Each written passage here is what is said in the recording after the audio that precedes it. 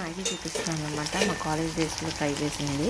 Same అలానే వస్తుందో లేదో అయితే చెప్పలేను, కానీ ఈ విధంగా చేసుకుంటే తన టేస్ట్ అయితే బాగుంటుంది. ఫస్ట్ ఆయిల్ వేసేసుకొని కరివేపాకు, కొత్తిమీర, తర్వాత ఒక చిన్న ఉల్లిపాయ, పచ్చిమిరపకాయ, క్యాప్సికమ్, బంగాళదుంప ఇవన్నీ ఉప్పు, పసుపు వేసుకొని మనం ఒక 5 minutes పాటు ఉడికించుకోవాలన్నమాట. అల్లం వెల్లుల్లి పేస్ట్ కూడా వేసుకొని బాగా పచ్చివాసన పోయేంత వరకు ఒక నిమిషం ఇలా ఫ్రై చేసుకొని మనం తీసుకున్న ఇన్స్టెంట్ మ్యాగీని, వాటర్ని వీటితో వేసేస్తే ఇవి కూడా మనకి మగ్గిపోతాయి అన్నమాట. తీసుకున్న మ్యాగీ ప్యాకెట్ అయితే ఇదన్నమాట. ఇప్పుడు వేసేసుకుందాం.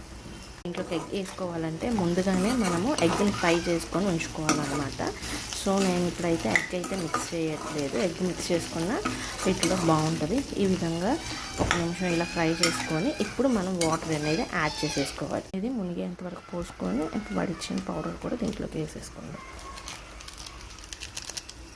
ఇదిగానే ఒకసారి ఇలా మిక్స్ చేసుకొని మూత పెట్టేసుకుందాం. మ్యాగీ అయితే ఉడికిపోతుంది. కొంచెం ఫ్లేవర్ రావడానికి నార్ సూపే వాళ్ళది చికెన్ పౌడర్ అయితే యాడ్ చేస్తున్నాను.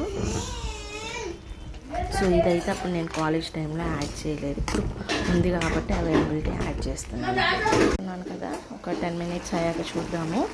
సో ఈ విధంగా మీకు వాటరీగా ఉండాలంటే ఆఫ్ చేసేసుకోండి. చూడండి చక్కగా ఉడికిపోయింది. నేనైతే ఇప్పుడు స్టవ్ ఆఫ్ చేసేసుకుంటున్నా.